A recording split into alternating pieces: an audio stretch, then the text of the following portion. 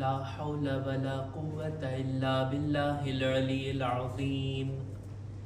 أعوذ بالله من الشيطان الرجيم. بسم الله الرحمن الرحيم. الحمد لله الذي جعل الحمد مفتاحا لذكره وسببا للمزيد من فضله ودليلا على آلائه وعظمته. ثم الصلاة والسلام والتحية والإكرام على خير خلقه وأفضل بريته حافظ سره ومبلغ رسالاته الذي سمي في السماء بأحمد وفي الأرض بأبي القاسم محمد. اللهم صل على محمد وآل محمد وعلى أهل بيته الطيبين الطاهرين المعصومين المظلومين ولعنة الله على أعدائهم أجمعين. أما بعد فقد قال الله سبحانه وتعالى في كتابه الكريم. بسم الله الرحمن الرحيم. قل هل يستوي الذين يعلمون والذين لا يعلمون. صلوات بر محمد وآل محمد.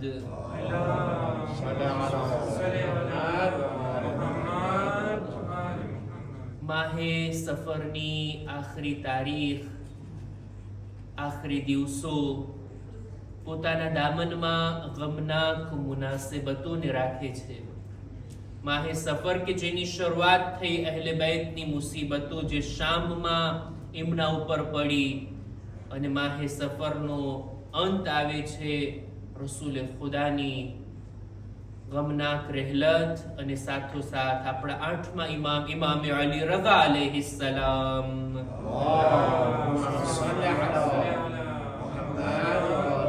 એમની ગમનાક શહાદતની મુનાસિબતથી આપણે બધા અઝાદારી મનાવવા માટે જમા થયા છીએ. વિચાર કરી રહ્યો હતો કે આઠમા ઇમામની સીરત ઉપર, એમની જિંદગી ઉપર, એમની હદીસોના બારામાં શું અર્ઝ કરું. મારા નોટ્સને હું જોઈ રહ્યો હતો અને મેં વિચાર કર્યો કે આજે એવી વાત બયાન કરું કે જે મારા નોટમાં ના હતી. એટલે શાયદ મારા નૌજવાન ભાઈઓ માટે આ વાત નવી હોય. આપણા આઠમા ઇમામના ઇલ્મ વિશે હું થોડીક વાતોને બયાન કરવા માંગુ છું. આપણા આઠમા ઇમામને એક એવી ફુરસત મળે છે એમની જિંદગીમાં કે જેઓ ખલીફાના દરબારમાં એક હોદ્દા અને મનસબને મેળવે છે. નહીતર અત્યાર સુધી આપણા બધા ઇમામો ખુલફાથી, હાકીમોથી દૂર હતા અને એ લોકો દુશ્મની કરતા હતા અને ઇમામ પણ આ લોકોની નજદીક જવા માટે તૈયાર ના હતા. પણ આઠમા ઇમામનો જમાનો કંઈક અલગ છે. આપણા આઠમા ઇમામ પોતાની જિંદગીના છેલ્લા 2 વર્ષ મદીનાથી દૂર, પોતાના વતનથી દૂર ખુરાસાનની અંદર પસાર કરે છે અને ત્યાં એમની શહાદત થઈ. આપણા આઠમા ઇમામનો જમાનો એ છે કે જ્યારે ખલીફા છે મામૂન. મામૂન પોતે જાહેરમાં તો એહતરામથી ઇમામને મદીનાથી તેડાવે છે કે તમે આવો, તમે અમારા ગામની અંદર અહીંયા ખુરાસાન આવો અને અમે તમને દાવત આપીએ છીએ. જો કે મસાઈબની રિવાયતમાં હું અર્ઝ કરીશ કે આની અંદર જાહેરમાં ફક્ત એમ હતું કે એક એહતરામથી બોલાવવામાં આવ્યા. પણ મામૂન એ ચાહતો હતો કે ઇમામને એમના વતનથી દૂર કરે, ઇમામને એમના તમામ કામોથી દૂર કરે, ખાસ કરીને એમના શિયાઓથી દૂર કરે. એવું ના બને કે ઇમામ હુકુમતના કેપિટલથી દૂર હોય, પોતાના શિયાઓને જમા કરતા હોય, એક એવી કુદરત અને તાકાતને તૈયાર કરે કે જે હુકુમત માટે ખતરા સમાન હોય. એટલે જ ઇમામને મદીનાથી દૂર કરવા માંગતો હતો અને પોતાના મરકઝમાં, પોતાના કેપિટલમાં બોલાવવા માંગતો હતો કે ઇમામની તમામ કારકિર્દગીને, ઇમામની તમામ એક્ટિવિટીને કંટ્રોલ કરી શકે. બહરહાલ ઇમામને મદીનાથી બોલાવવામાં આવ્યા ખુરાસાન, અને ખુરાસાનની અંદર ઇમામ જ્યારે આવ્યા, મામૂન ઇમામને એવી રીતના પ્રોપોઝ કરે છે, એવી રીતના ઇમામને સામે એક ચીજને રાખે છે, એક હોદાને અને મનસબને રાખે છે કે જાણે એમ કે ધમકીની વાત હતી કે તમારે વિલાયતે અહદીને કબૂલ કરવાની છે. એટલે જે અત્યારે હાકિમ છે, ખલીફા છે, એની જાનશીનીને એની હયાતીમાં જ તમારે કબૂલ કરવાની છે. વિલાયતે અહદી મસલહતન ઇમામ કબૂલ કર્યા, અને હવે અત્યારે ઇમામ ખલીફાના દરબારમાં, ખલીફાના મહેલમાં, કેપિટલમાં, ઇસ્લામી હુકુમતના મરકઝમાં ઇમામ હવે રહી રહ્યા છે. મામૂને એક કામ કર્યું હતું, એક એવી ચીજને લોકોની સામે રાખી કે જે અત્યાર સુધીના કોઈ ખલીફાએ આવું નહોતું કર્યું, અને એ છે ઇમામની સાથે બીજા બધા મઝહબ અને ધર્મના ઉલમાની ડિબેટ કરાવવી.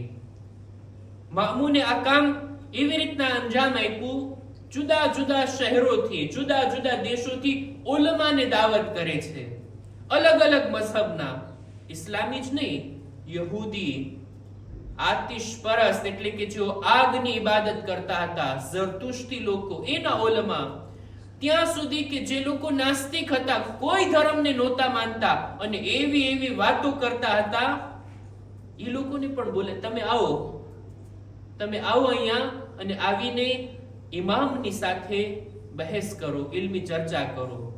જાહેરમાં તો મકસદ એમ હતો કે ઇમામ આવ્યા છે, એમના ઇલ્મી પ્રભાવને લોકોની સામે જાહેર કરે, પણ દિલની અંદર તો એમ હતું કે એવું કંઈક કરો કે ઇમામને અત્યારે લોકો જેટલા એહતરામની નજરથી જુએ છે ને, જેટલા રિસ્પેક્ટથી જુએ છે, ઈ લોકો જ્યારે જોશે કે ઇમામ આ મોટા મોટા આલિમોના સવાલોના જવાબ ન આપી શક્યા, અને નઉઝુબિલ્લાહ જ્યારે ઇમામની હાર થાય એટલે ઇમામનો મર્તબો લોકોની નજરમાં પડી જાય.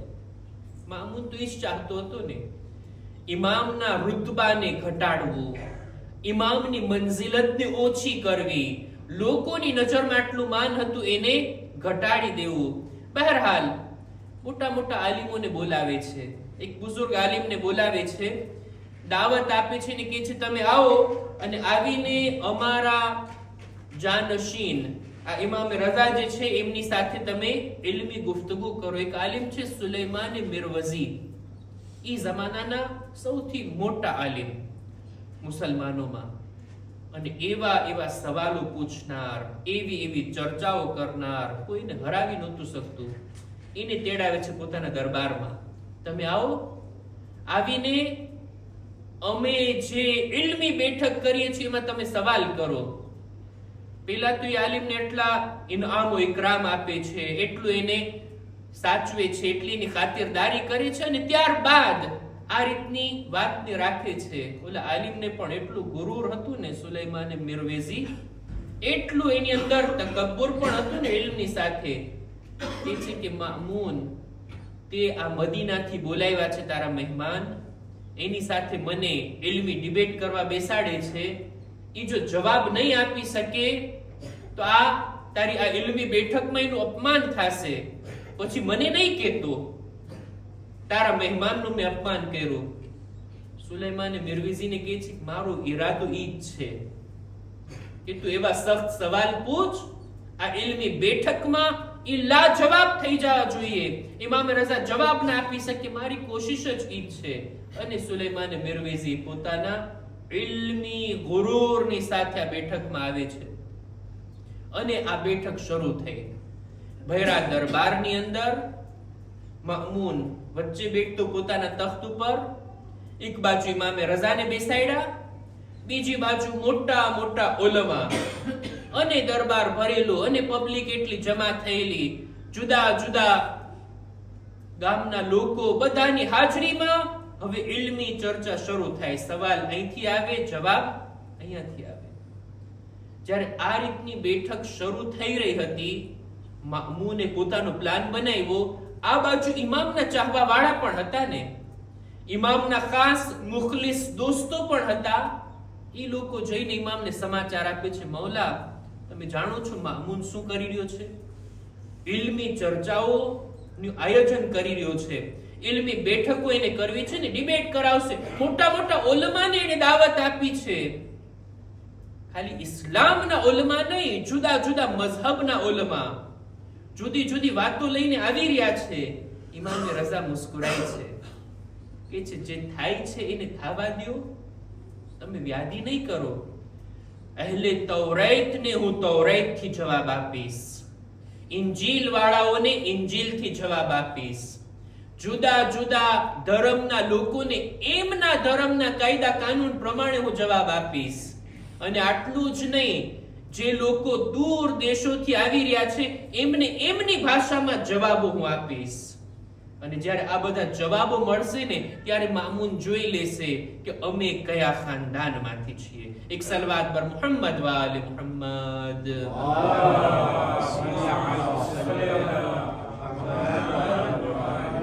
અને મામૂને આ ઇલ્મી બેઠકની શરૂઆત કરી. મોટા મોટા ઉલમા જાફિલીક છે, હિરમિઝ છે, સુલેમાન મિરવેઝી છે, યહૂદીઓના આલિમ, ઈસાઈઓના આલિમ, ઝરતુશ્તી અને આગની ઇબાદત કરવા વાળાઓના આલિમ, આ બધા લોકો એકથી એક સવાલ રાખે છે અને આ બાજુથી જાણે ઇલ્મના ઝરણા ઇમામની ઝબાનથી વહી રહ્યા હોય, એક એકને જવાબ આપે છે.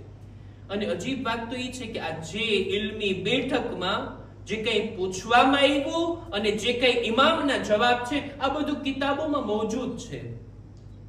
મરહૂમ શેખ સદુક એક કિતાબ લખ્યા આજથી 1000 વર્ષ પહેલા, ઉયુનો અખબારી રિવા.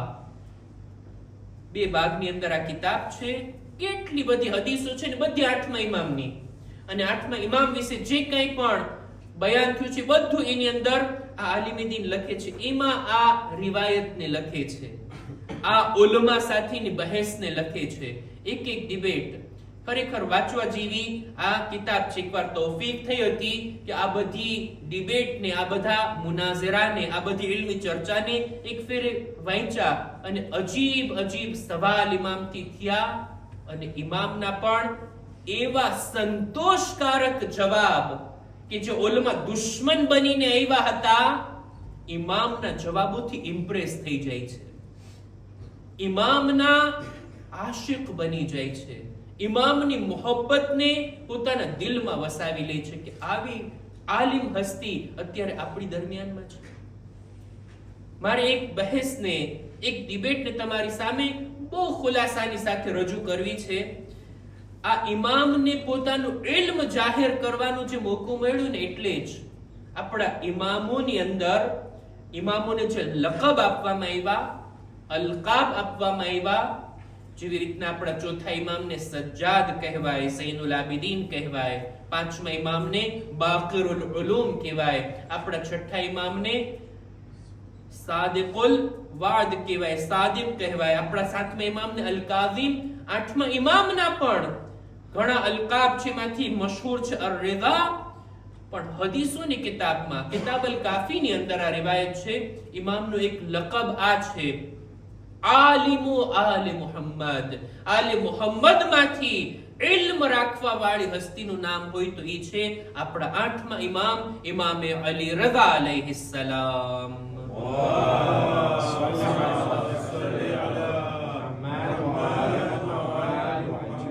રિવાયત તો બહુ લાંબી છે, મેં અર્ઝ કર્યું ને કિતાબ ઉયુનો અખબારે રઝામાં.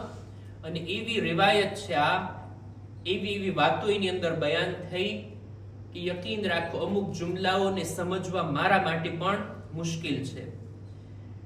આ ઇલ્મી ડિબેટ ચાલી રહી હતી, બધા ઉલમાને ઇમામે મારા શબ્દોમાં કહું તો એની જગ્યાએ બેસાડી દીધા. જે કંઈ તૈયાર કરીને લાવ્યા હતા, પોતાની નજરમાં જે સખ્ત સવાલ હોય એ જ પૂછ્યા હોય ને, એક એકના જવાબ ઇમામે આપ્યા, બધા બેસી ગયા. હવે આખી ઇલ્મી બેઠકમાં 8મા ઇમામના ઇલ્મનો પ્રભાવ છે અને ઇમામ હવે ચેલેન્જ કરે છે આ ભેરા દરબારની અંદર કે તમારામાંથી કોઈ પણ ઇસ્લામનો વિરોધી હોય, દીનને ન માનતો હોય, દીન ઉપર કઈ સવાલ ઉઠાવતો હોય, કોઈને કઈ પૂછવું હોય, સંકોચ રેખા વગર ખુલ્લા દિલથી પૂછી શકે છે. ઇમામનો ઓપન ચેલેન્જ છે. કોઈ ઇસ્લામની કોઈ બાબત તમને સમજમાં ન આવતી હોય, આવો હાજર થાવ, હું જવાબ આપવા માટે તૈયાર છું. એક રીતે ઈ જ મંઝર છે કે જે કૂફાના મિંબરથી મૌલા અલી કહેતા હતા, સલૂની સલૂની, પૂછી લો જે કઈ પૂછવું હોય તે. અત્યારે મામૂનના દરબારમાં 8મા ઇમામ કહી રહ્યા છે. હવે એક માણસ ઉભો થાય છે, એનું નામ મળે છે, એનું નામ પણ ઇમરાન છે, ઇમરાન સાબી. આ માણસ નાસ્તિક છે, ખુદાને નથી માનતો. એના માટે સાબિત નહોતું થયું. જેટલા ઉલમાની સાથે એને દલીલો કરી છે, કોઈના જવાબથી ને સંતોષ નથી થતો, સેટિસ્ફાઈ નથી થતો. ઇમરાન સાબી ઉભો થાય છે, એ છે મારી પાસે સવાલો છે. આ તો તમે પૂછ્યા, તમે પૂછવાનું કીધા, તમે અત્યારે ચેલેન્જ કર્યા એટલે હું પૂછું છું. નહીતર હું તો આવ્યો હતો આ બધા સવાલોના જવાબને સાંભળવા માટે અને આ તમારી ડિબેટને જોવા માટે. પણ આ તો તમે કીધું ને કોઈનો સવાલ હોય તો પૂછો, એટલે હું ઊભો થાઉં છું. મારી પાસે ઘણા સવાલો છે ખુદાના બારામાં. હું ખુદાને તો માનતો નથી. ખુદાના બારામાં મારી પાસે ઘણા બધા સવાલ છે. અને મેં કૂફા સફર કરી, શામ સફર કરી, અલગ અલગ દેશોની અંદર હું સફર કરીને ત્યાંના ઉલમાની સાથે ડિબેટ કરીને આવ્યો છું, પણ કોઈનો જવાબ મારા માટે મુતમઈન થાવ એવો ના હતો. ઇમામે જ્યારે આ શબ્દોને સાંભળ્યા ને, ઇમામ પોતે સમજી ગયા. અને ઇમામ એની સામે જોઈને કહે છે, હજી તો નામ પણ એને પોતાનું નથી બયાન કર્યું. ઇમામે કીધું, આ ભૈરા મજમામાં ઇમરાન સાબી નામનો કોઈ માણસ હોય ને તો ઈ તું છો. તું છો. મશહૂર હતો ને પોતે.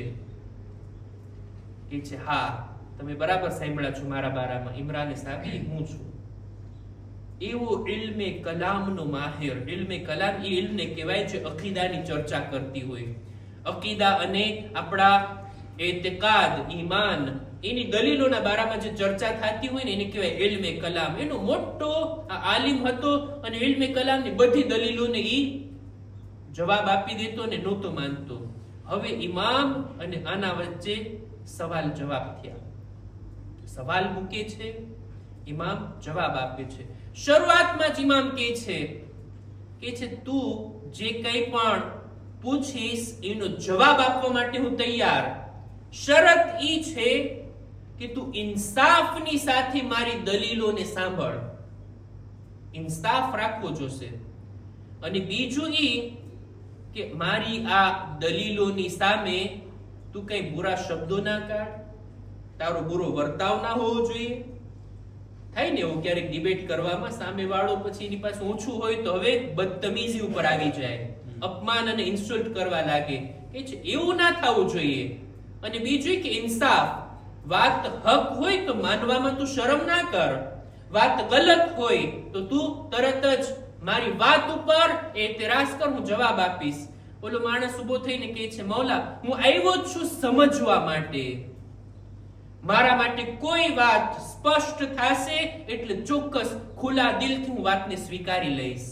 અને મારી દલીલમાં, મારા શબ્દોમાં તમને કોઈ પણ બુરો શબ્દ કે મારા વર્તાવમાં કોઈ પણ જાતની ખામી તમને નહીં દેખાય. હું આવ્યો છું સમજવા માટે.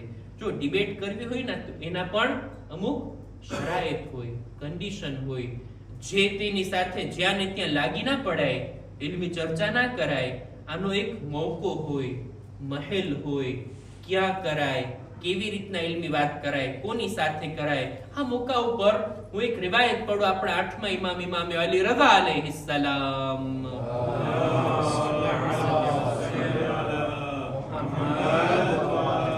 પોતાની એક હદીસની અંદર ફરમાવે છે કે ક્યારે પણ ઉલમાની સાથે નકામી બહેસ ના કરો. ઉલમાની સાથે આપણને જો બેસવાનો મોકો મળે ને તો ઉલમાથી કંઈક ઇલ્મી લાભ ઉઠાવો. ઘણા લોકોનું કામ જ ઈ હોય, ઓલમાની સાથે નકામી ચર્ચા, જાણે છે તોય પૂછા કરે, આવડે છે તોય સવાલની અંદર ઉલઝાવવાની કોશિશ કરે. ના, ઓલમાની સાથે નકામી બહેસ ના કરો, નહીતર ઓલમા તમારાથી મોઢું ફેરવી લેશે, તમે એના ઇલ્મથી મહેરૂમ થઈ જાશો. 8મા ઇમામની હદીસ. અને ત્યારબાદ કહે છે ક્યારે જાહિલોની સાથે પણ ડિબેટ ના કરો, જાહિલોની સાથે પણ નકામી ચર્ચા ના કરો. એ તો જવાબ નહીં આપી શકે, તમારી સાથે બદતમીઝી અને બુરો સુલુક કરશે, તમારું અપમાન કરી બેઠશે. તો બહેસ કરવા માટે, ચર્ચા કરવા માટે એક મકસદ હોવો જોઈએ. હું કંઈક સમજવા આવ્યો છું, મારે કંઈક જાણવું છે, મારા નોલેજમાં વધારો થાય, મારી સમજમાં કંઈક નવી વસ્તુ આવે, એ હેતુથી આપણે આગળ વધવું જોઈએ. એક વાત. અને બીજું, ઇન્સાફની સાથે. સામેવાળાની દલીલ હક છે, ખુલ્લા દિલથી શરમાયા વગર આપણા ઈગોને એક બાજુ મૂકી એની વાતને સ્વીકારી લેવી, આ બધી શરતો હોવી જોઈએ. ઇમરાન સાબી આ બધી વાતોને માને છે અને હવે ચર્ચા શરૂ થાય છે. એવા સવાલો પૂછ્યા. મને ડર છે કે જો સવાલો જ ખાલી પેશ કરીશ અને જવાબો પેશ નહીં કરું તો કંઈક ગલત મેસેજ જશે, સવાલો રહી જશે, જવાબો નહીં મળે. એના વાંચવા જેવી આ ચીજ છે, તમે ઇન્ટરનેટમાં પણ સર્ચ કરો, મળી જશે. ઇમામે રઝાની ડિબેટ ઇમરાન સાબીની સાથે ખુદાના વિશે અમુક સવાલો એને પૂછ્યા. સૌથી પહેલા તો એને પૂછ્યું કે ભાઈ ખુદા ક્યારથી છે, ખુદાની સાથે બીજું કોઈ હતું ત્યારે કે નહીં, ખુદાએ આ દુનિયાને પેદા કરી કઈ ચીજથી પેદા કરી, કંઈક હતું કે એનાથી બનાવી, કે ના કંઈ ન હતું અને ખુદાએ આ બધું બનાવ્યું, ખુદાએ શા માટે આપણને પેદા કર્યા. એવા સવાલો કરતો હતો કે જાણે કે આપણે કઈ કામ કરીએ આપણા ફાયદા માટે કરતા હોય ને. ખુદાએ પણ આ દુનિયાને પેદા કરી, શું ખુદાને કઈ ફાયદો થયો, ખુદાની શું તાકાતમાં વધારો થયો, કે પછી ખુદાની કુદરતમાં કઈ ઘટાડો થયો કે વધારો થયો, ખુદાને જરૂર હતી આપણને પેદા કરવાની, આપણે પેદા થયા, ખુદાને શું કામ લઈ ગયા આપણે. એવી ચર્ચા, એવી વાતો. અને ઇમામે ઈ સવાલોના એક જવાબ આપ્યા જે અત્યારના ફિલોસોફ લોકો, અત્યારના ઉલમા, ઇલ્મે કલામના માહિર ઇમામના એક શબ્દોથી ખરેખર પોતાના ઊંડા ઇલ્મી મસલાના જવાબ મેળવી શકે એવી ચર્ચા. અને ઇમામ બધી ચીજોની વિગતવાર માહિતી આપે છે. ખુદા પેદા કરે છે આ મખલૂકને, ખુદા તો અઝલથી હતો, હંમેશા રહેશે. આ કાયનાતને પેદા કરવાથી એની કોઈ જરૂરત પૂરી નથી થઈ કે એની તાકાતમાં વધારો નથી થયો. એ તો ચાહતો હતો પોતાના ફઝલો કરમથી પોતાના બંદાઓને ખલ્ક કરે અને એને આગળ વધારે. એવી વાતોને ઇમામ સારી રીતના બયાન કર્યા અને જવાબો આપ્યા. ખુદાની સિફાતને બયાન કર્યા, ખુદા નૂર છે એનો મતલબ શું થાય, ખુદાવંદ આલમની કુદરત, ખુદાનું ઇલ્મ, ખુદાની હિકમત, એવી વાતોને બયાન કર્યા. અને ચર્ચા ચાલી રહી હતી. જેવી રીતના અત્યારે તમે સાંભળી રહ્યા છો ને સવાલોને, જવાબોને, આ વાતને. દરબારની અંદર બેઠેલા લોકો પણ રિવાયતમાં મળે છે કે લોકો એકબીજાની બાજુમાં આવી ગયા, કાન ધરીને સાંભળી રહ્યા હતા. હવે ઇમામ શું કહેશે, આનો સવાલ આવ્યો, હવે ઇમામનો જવાબ શું છે. એટલો રસ જાગ્યો બધાને, એટલા ઇન્ટરેસ્ટની સાથે ઇમામના જવાબોને, આના સવાલોને સાંભળી રહ્યા હતા. આપણા શબ્દોમાં કહું તો બહેસ જામી બરાબર, ઇલ્મી ચર્ચા બરાબર ઉપડી અને આગળ વધી રહી છે. એવામાં જ ઇમામ સ્ટોપ કરે છે. ઇમામ પોતાની ચર્ચાને અટકાવ્યા. મામૂનની સામે જોઈને કહે છે અસ્સલાત, નમાઝનો વખત છે, અત્યારે નમાઝનો સમય થઈ ગયો છે, અમે નમાઝ પડી પછી આ ચર્ચાને આગળ વધારશું. એક સારી મજાની ચર્ચા, સારો પ્રોગ્રામ ચાલતો હોય, વચમાં ઓચિંતાના તમે સ્ટોપ કરો જોઈ, કેવું લોકોને ડિસ્ટર્બ થાય. સામે વાળો કે છે ઇમરાન સાબી, ઓલા થોડીક વાર અટકી જાઓ ને, મારું દિલ નરમ થયું છે, તમારી વાત તો હવે મારા દિલો દિમાગમાં ઉતરવા લાગી છે, થોડાક સવાલો છે એનો જવાબ આપી દો ને. ઇમામ ઊભા થઈ ગયા તરત. ઇમામ ફરમાવે છે નુસલ્લી વ નઉદ, અમે નમાઝ પઢી પાછા આવશું, ચર્ચાને આગળ વધારશું. નમાઝ એનું મહત્વ અલગ છે. ગમે તેવું મહત્વનું કામ કરતા હોય, નમાઝની સામે બીજી કોઈ ચીજ ના આવી શકે. ઇલ્મી ચર્ચાને ઇમામ અટકાવ્યા, ઇમામ હુજરામાં ગયા, પોતાની નમાઝ પઢ્યા અને ત્યારબાદ તેઓ તશરીફ લાવ્યા. અહીંયા દરબારના લોકોએ પણ બીજા એક આલિમની સાથે નમાઝ પઢ્યા, નમાઝ થઈ ગઈ. હવે આ ચર્ચા આગળ વધી અને ઇમામ જવાબ આપતા રહ્યા. એવા જવાબો કે અત્યારે સમય નથી કે હું જવાબોની અંદર દાખલ થાવ. જવાબો એટલા વિગતવાર છે કે ખરેખર અત્યારે વાંચે તો આપણને યકીન થઈ જાય કે કેવા સવાલો એ જમાનામાં ઇમામથી પૂછાણા. અને આપણા ઇમામો ખરેખર એવા આલિમો છે કે જે અહીંયા આવીને નથી શીખ્યા, ત્યાંથી ઇલ્મ લઈને આવ્યા અને એમના ઇલ્મથી આપણને ફાયદો થઈ શકે. હું તાકીદ કરું છું મારા જવાનોથી, આ ડિબેટને ઇન્ટરનેટમાં સર્ચ કરી આપણી ભાષામાં આપણે એને વાંચી શકીએ છીએ, કેવા એના જવાબો છે અને સવાલો છે. આ ચર્ચા જ્યારે પૂરી થઈને ઇમામ પૂછે છે, મારી વાતો તને સમજાય છે યા ઇમરાન? આ મારી દલીલો તને ગળે ઉતરે છે? એ છે હા મૌલા, હા મને સમજાય છે. અને ત્યારબાદ છેલ્લો સવાલ એને પૂછ્યો, છેલ્લો જવાબ ઇમામ આપ્યા. હવે ઈ માણસ કલમો પડે છે, ખુદાના એક હોવાની ગવાહી આપે છે. રસૂલુલ્લાહ સલ્લલ્લાહુ અલૈહિ વસલ્લમ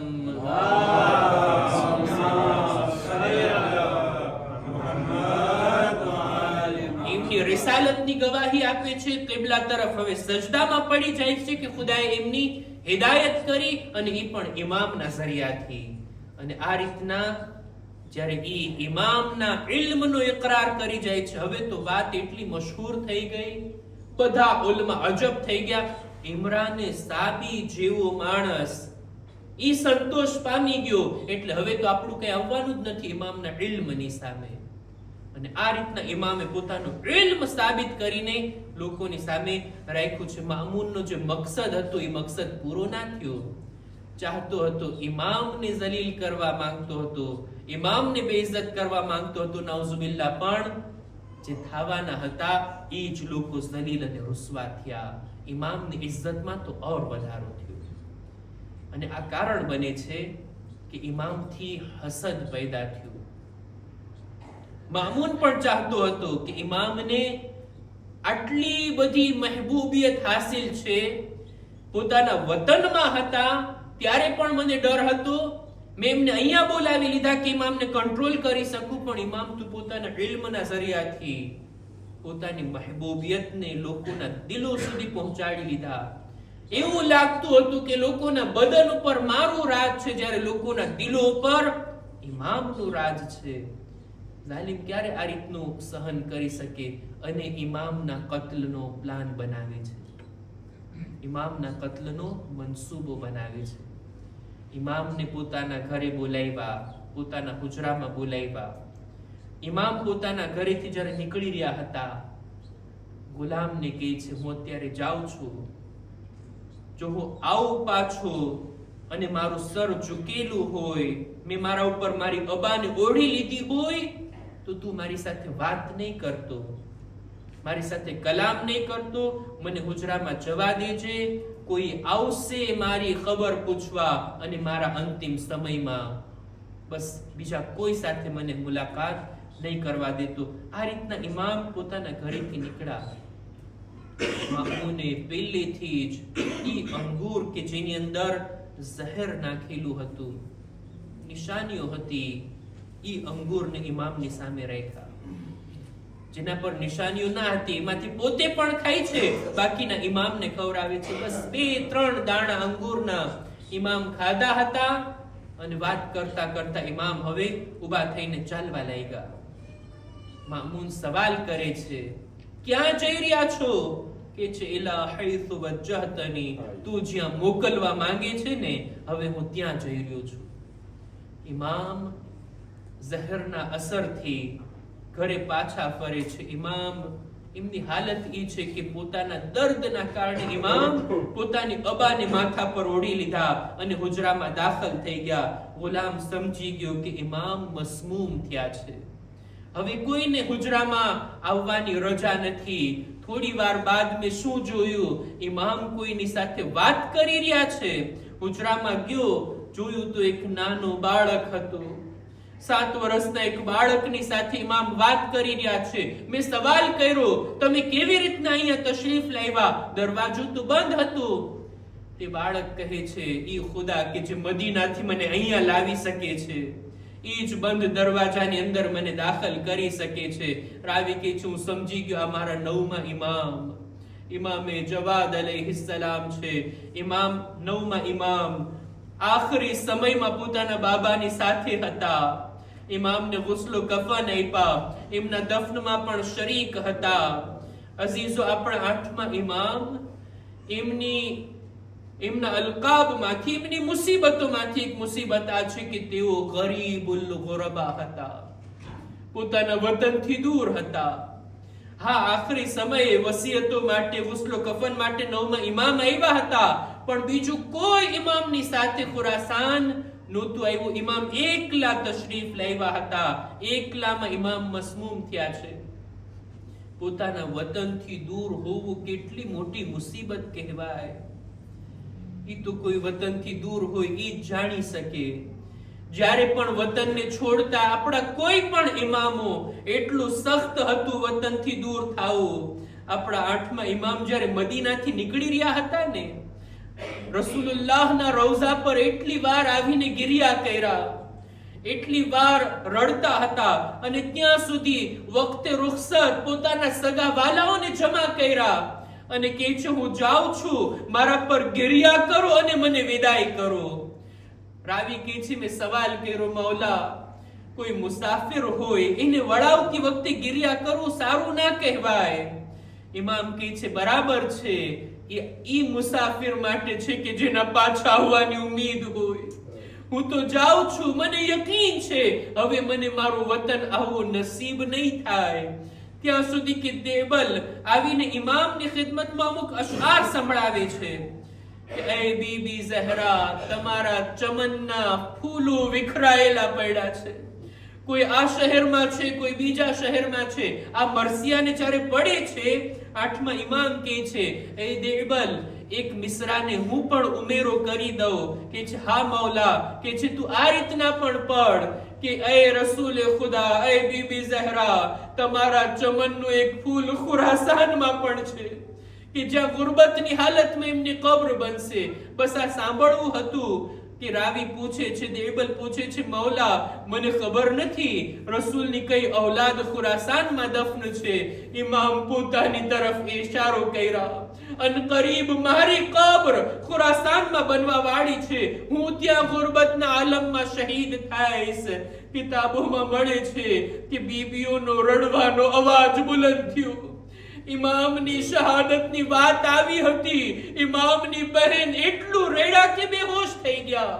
હું અર્ઝ કરીશ, એ ઇમામની બહેન, તમારી સબ્રને અમારા સલામ, પણ અમારા લાખો સલામ ઈ બહેન ઉપર થાય કે જેણે ન ફકત પોતાના ભાઈને શહાદતની ખબર સાંભળી, બલકે નજરોથી શહીદ થતા જોયા.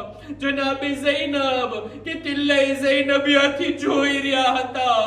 શિમ્ર સિંહના પર સવાર, ખંજર ચાલી રહ્યું છે અને પોતાનો ભાઈ ઝિબા થઈ રહ્યો છે.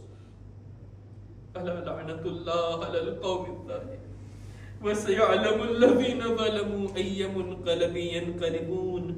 इन्ना लिल्लाह व इन्ना इलैहि राजिऊन. मातम हुसैन, या हुसैन, या हुसैन.